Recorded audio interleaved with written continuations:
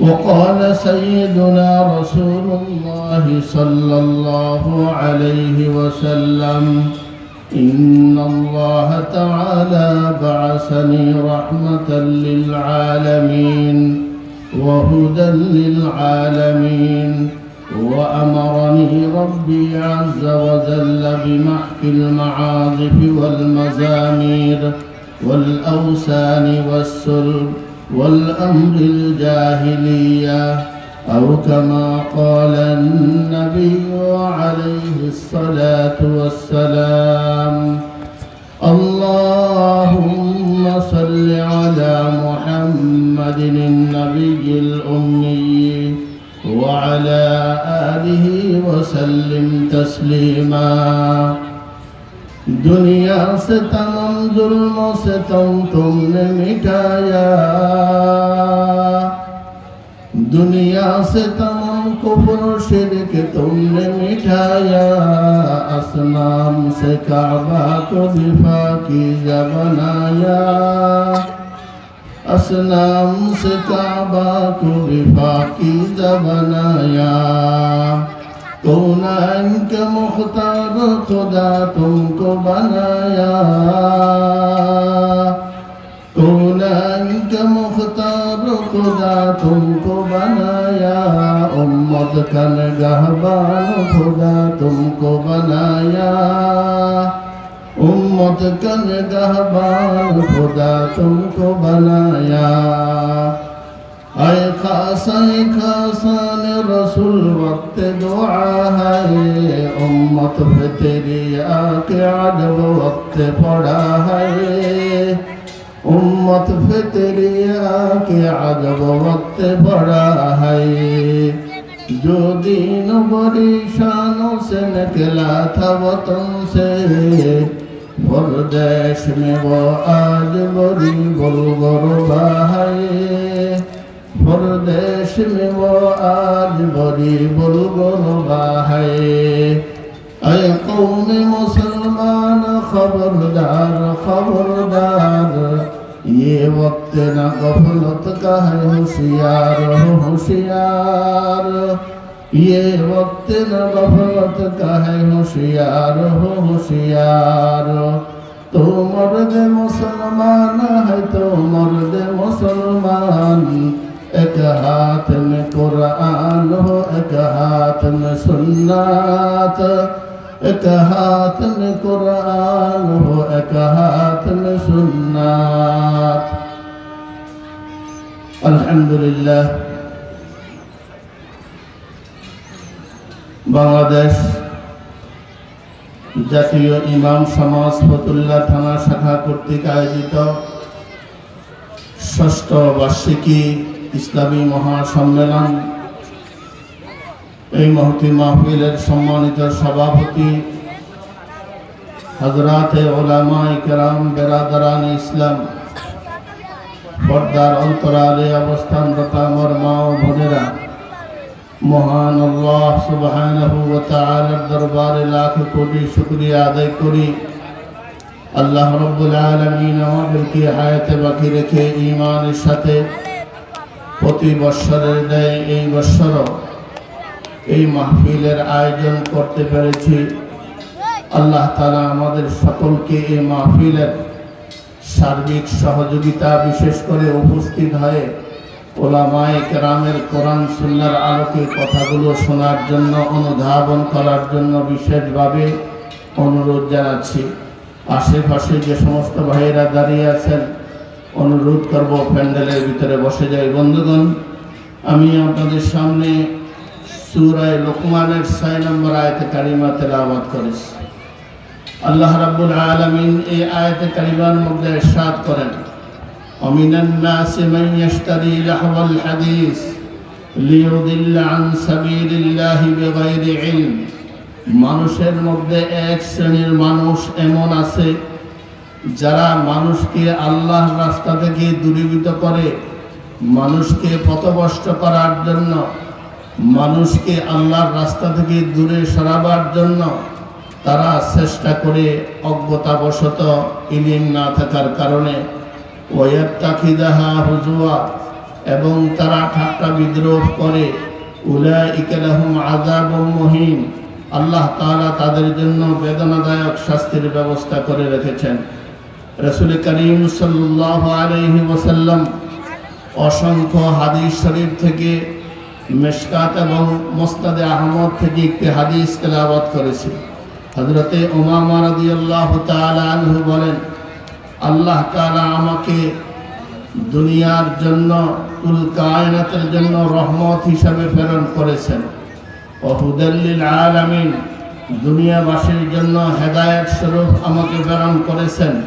ওয়া আমারানি রব্বি আযজা ওয়া জাল্লা বিমাহকিল মাআযিফ ওয়াল মাযামির ওয়াল আওসান ওয়াস সুলবি ওয়াল আমরিল জাহিলিয়া।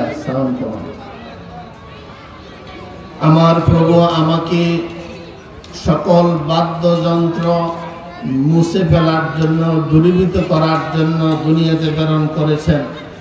ওয়াল মাযামির, খেলাধুলার সামান, বেহুদা খেলাধুলা এবং তার সামানকে ধ্বংস করার জন্য প্রেরণ করেছেন। ওয়াল আওসান, প্রতিমা দেব দেবীর মূর্তি পূজা থেকে মানুষকে আল্লাহর পূজা করার জন্য প্রেরণ করেছেন। ওয়াসুল, খ্রিস্টানদের যে ক্রুশ টাই এগুলা পরিত্যাগ করার জন্য আল্লাহ তাআলা প্রেরণ করেছেন। ওয়াল আমরিল জাহিলিয়া, জাহিলি যুগের যত প্রথা ছিল এই প্রথাগুলোকে ধ্বংস করার জন্য, বিনষ্ট করার জন্য আল্লাহ তাআলা আমাকে দুনিয়ার মধ্যে প্রেরণ করেছেন। বন্ধুগণ, জানার বিষয় হলো, আজ আমাদের দেশে এক শ্রেণীর মানুষ মুসলিম নামধারী, মুমিন নামধারী এক শ্রেণীর মানুষ এমন আছে যারা তাদের জীবনকে উৎসর্গ করেছেন গান বাজনা বাদ্যযন্ত্রের জন্য। ওরা মনে করে দুনিয়াটা খেলাধুলার জন্য, তামাশার জন্যই আল্লাহ প্রেরণ করেছেন। এরা মানুষকে আল্লাহর রাস্তা থেকে, আল্লাহর গুণাবি থেকে দূরীভূত করার জন্য বিভিন্ন কলা কৌশল অবলম্বন করেছেন এবং তারা প্রকারান্তে বোঝাতে চায় আল্লাহ বলতে কিছু নাই, রব বলতে কিছু নাই, স্রষ্টা বলতে কিছু নাই। আমাদেরকে আল্লাহ তাআলা সৃষ্টি করেছেন এমন কথা সঠিক নয়। এরা মনে করে প্রকৃতি আমাদেরকে সৃষ্টি করেছে, প্রকৃতির কারণে আমরা সৃষ্টি হয়েছি। আসলে জিনিসটা এমন নয়। কোরআনুল কারীমের মধ্যে আল্লাহ 2000-এর অধিক আয়াতে কুদরতের কথা বয়ান করেছেন। আল্লাহ দৃষ্টান্ত দিয়েছেন, উদাহরণ দিয়েছেন। আল্লাহ তাআলা স্রষ্টা, বিভিন্ন ভাবে আল্লাহ বুঝাতে চেয়েছেন। আল্লাহ তাআলা এক আয়াতে বলেন, দেখে নাকি তারা পাখিটি কেমন মেলে দুটো লোগো ডানা, উড়িয়া বেড়ায় শূন্যের পরে নাহি তার কোনো মানা। আবার সে ডানা গুটাইয়া চলে, কিন্তু পরে না কবো, বলো তারে কেবা রেখেছে শূন্যের পরে ভিন্ন সে এক প্রভু।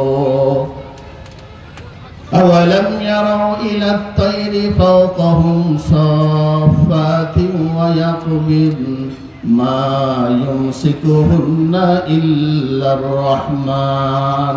আল্লাহ তাআলা বলেন, পৃথিবীর মানুষেরা, বিকাল বেলায় তোমরা আকাশের দিকে তাকাও, আসরের নামাজের পরে মাঠের মধ্যে কিংবা ছাদের উপরে বসেন, যদি সম্ভব হয় শুয়ে যান, শুয়ে আকাশের দিকে তাকান, দেখবেন এক প্রকারের পাখি ডানা মেলে আকাশের মধ্যে উঠতে থাকে।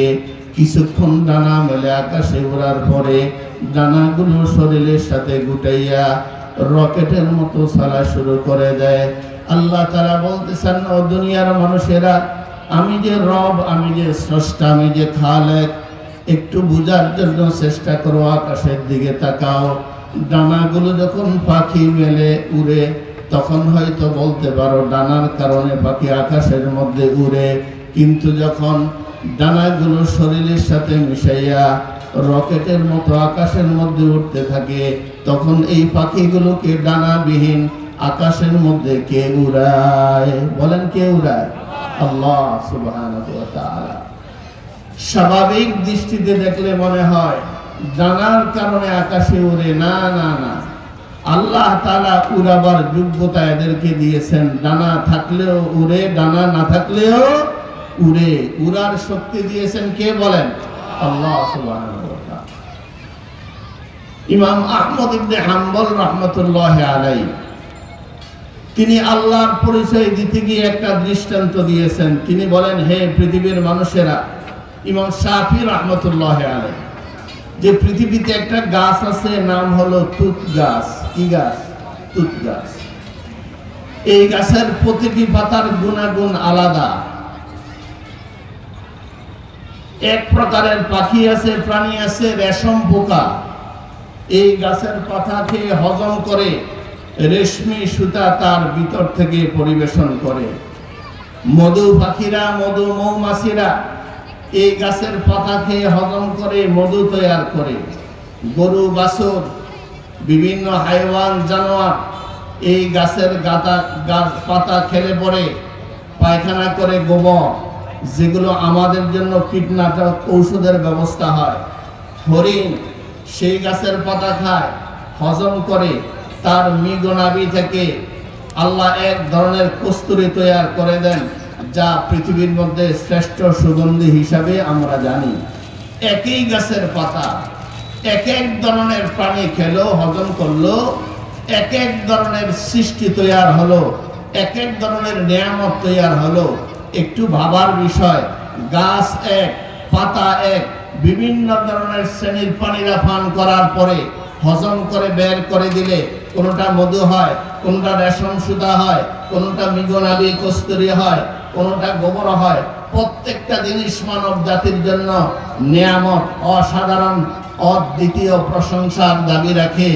এই যে একই গাছ থেকে, একই গাছের পাতা থেকে এত ধরনের নিয়ামত তৈরি করলেন, এগুলো পাখির দ্বারা সম্ভব নয়, এগুলো মানুষের দ্বারা সম্ভব নয়, এগুলো তার দ্বারাই সম্ভব, যিনি কুল কায়নাতের স্রষ্টা। ঠিক কিনা জোরে বলেন।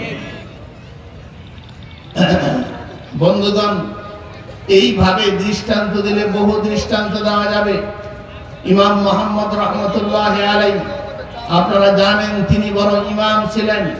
মুসলিম জাতির বহু সমস্যা সমাধান তিনার মাধ্যমে আল্লাহ সমাধান করেছেন। বিশেষ করে ফিকহি মাসায়েল, মাসায়েলের ব্যাপারে অসাধারণ, অদ্বিতীয় যোগ্যতা আল্লাহ তাদেরকে দান করেছেন। সেই যুগের বড় বাদশা ছিল মামুনুর রশিদ রাহমাতুল্লাহি আলাইহি, দিনদার, খোদাপুরস্ত বাদশা। একদিন বাদশা মামুনুর রশিদ মুহাম্মদ রাহমাতুল্লাহ আলাইহিকে দেখার পরে বললেন যে, হযরত, আমি শুনেছি আপনি এই যুগের সবচেয়ে বড় আলেম।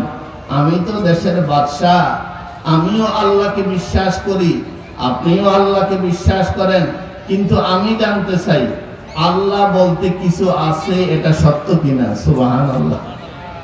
আসলে তিনি জানার জন্য প্রশ্ন করেছেন, বিশ্বাস করেন, মানেন, কিন্তু জিনিসটা সত্যিকার অর্থে অনুধাবন করার জন্য, বুঝার জন্য জিজ্ঞাসা করেছেন। ইমাম মুহাম্মদ রাহমাতুল্লাহ আলাইহি বলেন, আল্লাহর অস্তিত্ব সম্পর্কে বুঝার জন্য, জানার জন্য বেশি দূরে যাওয়ার প্রয়োজন নাই। দুনিয়ার সৃষ্টির শুরু থেকে শেষ পর্যন্ত আল্লাহ তাআলা আদম আলাইহিস সালাতু ওয়াস সালামকে সৃষ্টি করেছেন।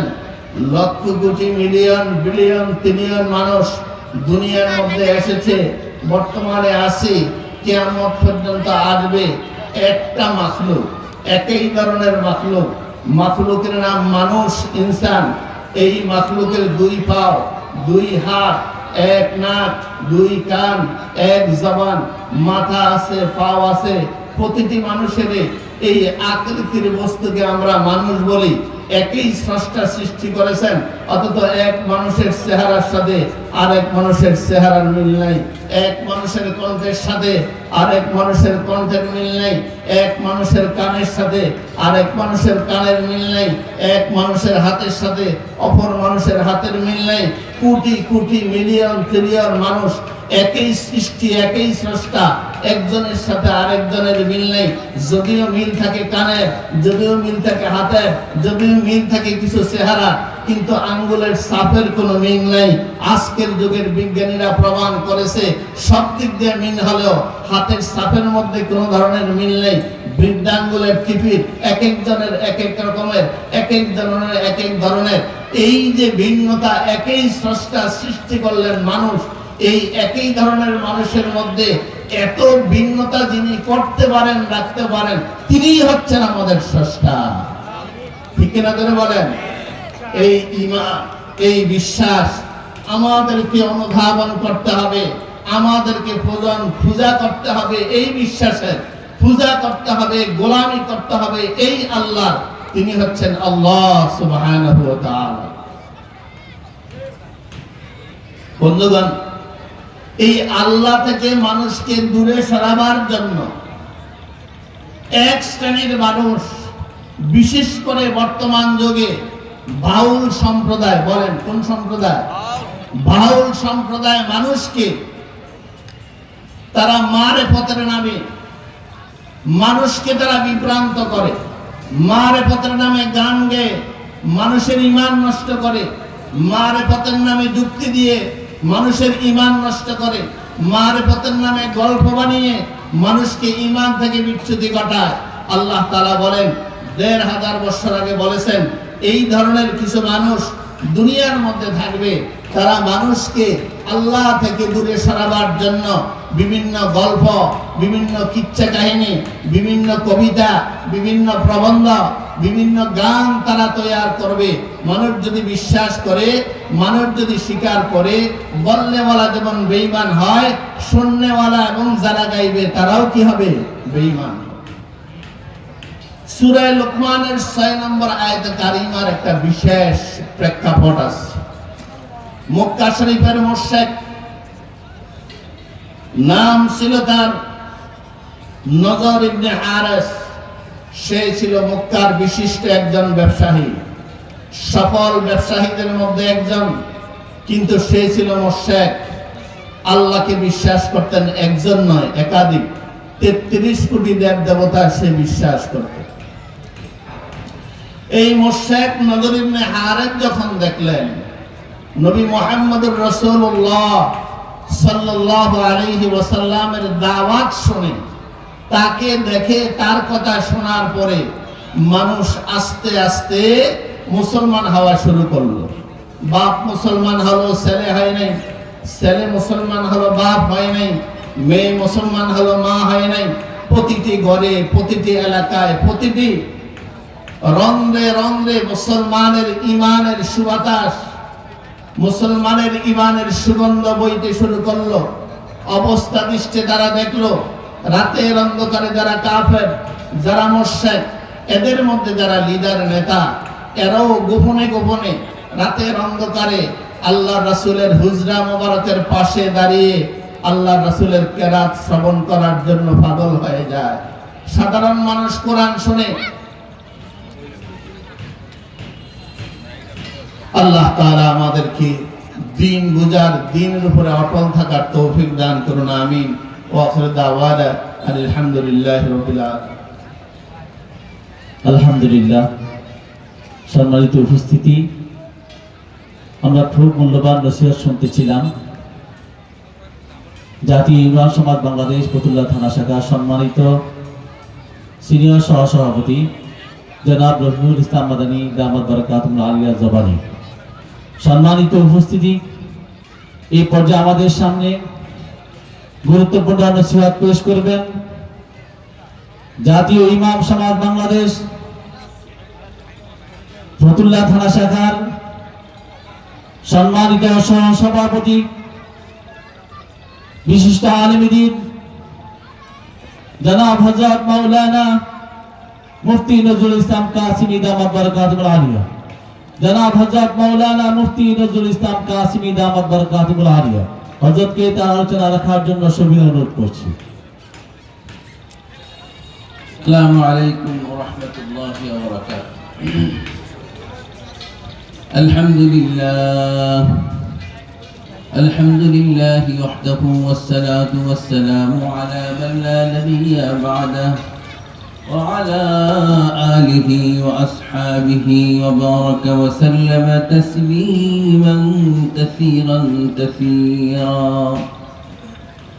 أما بعد فقد قال الله تبارك وتعالى في كلامه المجيد وفرقانه الحميد أعوذ بالله من الشيطان الرجيم بسم الله الرحمن الرحيم نبئ عبادي أني أنا الغفور الرحيم وأن عذابي هو العذاب الأليم وقال رسول الله صلى الله عليه وسلم الكيس من دان نفسه وعمل لما بعد الموت والعاجز من أتبع نفسه هواه وتمنى على الله صدق الله العظيم وصدق رسوله النبي الكريم আল্লাহ রাব্বুল আলামিনের দরবারে অসংখ্য অগণিত শুকরিয়া আদায় করছি যিনি আমাদেরকে জাতীয় ইমাম সমাজ ফতুল্লাহ থানার শাখার উদ্যোগে আয়োজিত আজকের এই ষষ্ঠ বার্ষিক মাহফিলে আমাদেরকে অত্যন্ত গুরুত্বপূর্ণ আলোচনা শোনার জন্য দেশের বরেণ্য উলামা ইকরামের মুখ দিয়ে যে আলোচনা হবে সেই আলোচনা শোনার জন্য আমাদেরকে আসার এবং বসার তৌফিক দান করেছেন এজন্য সকলে শুকরিয়া আদায় করি আলহামদুলিল্লাহ। যারা এখনো আসতে পারিনি তাদের সকলকে উদাত্ত আহ্বান জানাচ্ছি। মাগরিব অতি সন্নিকটে, মাগরিবের নামাজের পরে আমাদের সম্মানিত বক্তাগণ অত্যন্ত গুরুত্বপূর্ণ আলোচনা করবেন। সে আলোচনা যাতে করে আমরা সকলে শুনতে পারি এবং রূহের খোরাক নিয়ে আমরা স্বল্প সময়ের জন্য যে দুনিয়াতে এসেছি, যে উদ্দেশ্যে আল্লাহ পাক আমাদেরকে পাঠিয়েছেন, অল্প সময়ে আমরা যাতে করে অনাদি অনন্তকালের জীবনের আসল পুঁজি এখান থেকে নিয়ে যেতে পারি এবং যেই পুঁজির মাধ্যমে আমরা জান্নাতের মর্যাদাপূর্ণ জীবন, যেই জীবনের শুরু আছে কখনো শেষ হবে না, সেই জীবনের মর্তবা মর্যাদা এই দুনিয়ার আমলের মাধ্যমে আমরা বুলন্দ করতে পারি। এই উদ্দেশ্যে যে জাতীয় ইমাম সমাজ আপনাদেরকে দিনের কথা শোনানোর জন্য এখানে যে মাহফিলের ব্যবস্থা করেছেন, এই মাহফিলে আমরা সকলে অংশগ্রহণ করব। আমি আপনাদের সম্মুখে মহাগ্রন্থ আল কোরআনের গুরুত্বপূর্ণ ছোট্ট একটা আয়াত তিলাওয়াত করছি। আয়াতের ভিতরে আল্লাহ রাব্বুল আলামিন তার প্রিয় হাবিব বিশ্বনবী মুহাম্মদুর রাসূলুল্লাহ সাল্লাল্লাহু আলাইহি ওয়াসাল্লামকে নির্দেশবাচক ক্রিয়ার মাধ্যমে तमाम বিশ্ববাসীকে একথা শুনিয়ে দিয়ে বলছেন, হে রাসূল আপনি আমার বান্দাদেরকে শুনিয়ে দিন, নব্বি ইবাদি আন্নী আনাল গফুরুর রহিম ওয়া আন্না আযাবি হুয়াল আযাবুল আলীম। আল্লাহ রাব্বুল আলামিন তার হাবিবকে বললেন, হাবিব দুনিয়াতে আমি মানুষকে পাঠিয়েছি, স্বাভাবিকভাবে মানুষ হিসেবে সে অন্যায় অপরাধের ভিতরে জড়িত হয়ে যেতে পারে, গুনাহ করতে পারে। যে কোনো গুনার ভিতরে সে জড়িত হয়, সাথে সাথে সে যেন তওবার দিকে ফিরে আসে। যদি কোনো ব্যক্তি যে কোনো অপরাধ করার পরে যেইভাবে তওবা করার দরকার, আল্লাহর দিকে যদি কোনো বান্দা ফিরে আসে, তার সম্পর্কে আপনি তাদেরকে শুনিয়ে দিন, নব্বি ইবাদি আন্নী আনাল গফুরুর রহিম। যত বড় অন্যায় সে করুক না কেন, আপনি যেমন ভাবে তওবা শিখিয়েছেন সেইভাবে তারা যদি আমার নিকট ফিরে আসে, আমি তাদের পিছনের সমস্ত গুনাহগুলোকে মাফ করে দিব। আর যদি তারা তওবার দিকে ফিরে না আসে, আমার দিকে ফিরে না আসে, তাহলে তাদেরকে কথা শুনিয়ে দিন, ওয়া আন্না আযাবি হুয়াল আযাবুল আলীম। আমার আযাব বড় কঠিন, যেই আযাব, যেই শাস্তি সহ্য করার শক্তি কোন মানুষের নাই, সে আযাব থেকে তারা যেন ভয় পায়। এজন্য যারা সেই কিয়ামতের ময়দানে জাহান্নামের আগুন থেকে প্রকৃতপক্ষে বাঁচতে পারবে, তাদের জন্য আল্লাহ রাসূল সাল্লাল্লাহু আলাইহি ওয়াসাল্লাম দুনিয়াতে সুসংবাদ শুনিয়েছেন। আসলে তারাই হলো বুদ্ধিমান। আমরা দুনিয়াতে অনেক সম্পদের মালিক হলে মনে করি আমি বুদ্ধিমান, আমি দেশের বিরাট বড় ক্ষমতার মালিক হলে আমি মনে করি আমি একজন বুদ্ধিমান। বিরাট বড় ডিগ্রি লাভ করলে, ডক্টরেট ডিগ্রি লাভ করে সারা পৃথিবীতে আমার নাম ছড়িয়ে গেলে আমি মনে করি আমি বোধহয় সফল কাম হয়ে গেছি, আমি বুদ্ধিমান। কিন্তু আল্লাহ রাসূল সাল্লাল্লাহু আলাইহি ওয়াসাল্লাম তিনি ছিলেন সবচেয়ে বড় বুদ্ধিমান, যাকে আল্লাহ পাক तमाम পৃথিবীর মানব জাতির রাহমাতুল লিল আলামিন করে মানুষকে বুদ্ধি শেখানোর জন্য মুআল্লিম করে সমস্ত বুদ্ধিমানদের শিক্ষক করে দুনিয়াতে প্রেরণ করে তেনাকে আল্লাহ রাব্বুল আলামিন ঘোষণা করে দিয়েছেন, হে রাসূল আপনি জানিয়ে দিন, আপনি বলে দিন বুইসতুকুম মুআল্লিমা, হে तमाम পৃথিবীর মানব জাতি শোনো, আমি হলো তোমাদের সকলের শিক্ষক, আমাকে আল্লাহ পাক তোমাদের শিক্ষক করে পাঠিয়েছেন। সুতরাং আমি সবচেয়ে বড় বুদ্ধিমান। যদি তোমরা আমার কথা শোনো বুদ্ধিমান হতে পারবে। আর বুদ্ধিমান হতে পারলেই আসলে দুনিয়ার জিন্দেগি তোমার সুন্দর হবে এবং আখিরাতের জিন্দেগি সুন্দর হবে। এই জন্য ছোট্ট একটা হাদিসের ভিতরে আল্লাহ রাব্বুল আলামিন চালাক এবং বুদ্ধিমানদের পরিচয় দিয়ে দুটি গুণ বর্ণনা করেছেন। পক্ষান্তরে হাদিসের শেষ অংশে যারা নির্বোধ আর বোকা তাদেরও দুটি গুণ বর্ণনা করে তাদের পরিচয় দিয়েছেন। আল্লাহ রাসূল ঘোষণা করেন, আল কাইসু মান দানা নাফসাহু ওয়া আমিলা লিমা বা'দাল মাউত ওয়াল আজিসু মান আতবা'a নাফসাহু হাওয়াহা ওয়া তামান্না আলাল্লাহ। আল্লাহর হাবিব ঘোষণা করলেন, হে तमाम দুনিয়ার মানুষ শোনো, দুনিয়ার মধ্যে সবচেয়ে বড় বুদ্ধিমান আর চালাক হলো ওই ব্যক্তি যে দুইটি গুণ অর্জন করতে পারলো। এক নম্বর, মান দানা নাফসা ওয়া আমিলা লিমা বা'দাল মাউত। দুনিয়ার লোভের ভিতরে পড়ে মানুষ আমার আদর্শ থেকে, আমার নবীর আদর্শ থেকে, আমার নির্দেশ থেকে সে দূরে সরে যায়, যে শয়তানের খপ্পরে পড়ে ধোঁকায় পড়ে সেই সমস্ত শয়তানের খপ্পর থেকে বাঁচার জন্য আল্লাহ পাক বলছেন যে এই ধোঁকা দেওয়া হলে মানুষের নফসের মধ্যে যে ব্যক্তি তার নফসকে কন্ট্রোল করতে পারছে, মান দানা নাফসাহু, যে ব্যক্তি তার এই প্রবৃত্তিকে, তার নফসকে আল্লাহ পাকের হুকুমের সামনে শরীয়তের গণ্ডির ভিতরে রেখে যে কন্ট্রোল করতে পারছে, এক নম্বর বুদ্ধিমানের পরিচয় হলো এটা, যে মন যা চায় সে তা করে না। তার মনকে যে আমি দিয়েছি পরীক্ষার জন্য, সে মনকে, সে আত্মাকে শুদ্ধি করে যেই ব্যক্তি আল্লাহর হুকুম মোতাবেক তার জীবনকে পরিচালনা করতে পারলো। দুই নম্বরে আল্লাহ রাসূল বলেন যে মৃত্যুর পরে এক বিশাল জিন্দেগি আমার সামনে রয়েছে, সেই সবচেয়ে বড় জিন্দেগির জন্য যে দুনিয়াতে কিছু কামাই করতে পারছে তাকে আল্লাহ রাসূল বলছেন কাইয়িস, সে আসলে বুদ্ধিমান। এই জন্য বলছেন যে মান দানা নাফসাহু ওয়া আমিলা লিমা বা'দাল মাউত, মৃত্যুর পরের জিন্দেগি সম্পর্কে যে ব্যক্তি নেক আমল করছে, তার জিন্দেগিকে আখিরাতের কামাই, আখিরাতের পুঁজি গঠন করার জন্য যে এরকমভাবে কাজ করছে, ওই ব্যক্তি আসলে বুদ্ধিমান। পক্ষান্তরে আল্লাহ রাসূল বললেন, ওয়াল আজিজু মান আতবা'া নাফসাহা ওয়া তামান্না আলাল্লাহ। আল্লাহর হাবিব ঘোষণা করলেন, সবচেয়ে বড় নির্বোধ আর বোকা হলো ওই ব্যক্তি যে তার মনকে কন্ট্রোল করতে পারে নাই। মনে যা চাইছে, যখন যা মনে চায় সে সেগুলো করে, চাই সেটা পূরণ করার জন্য হাজার হাজার মানুষ, লক্ষ লক্ষ মানুষকেও যদি সে তার এরকম মৃত্যুবরণ করার জন্য নির্দেশ দিয়ে দেয়, সে ক্ষমতা দখল করার জন্য দিনের ভোট রাত্রে নেয়, মনে যা চায় তাই সে করে। সম্পদ বাড়ানোর জন্য যে পদ দিয়ে যা করার দরকার এরকমভাবে আরামভাবে উপার্জন করেন।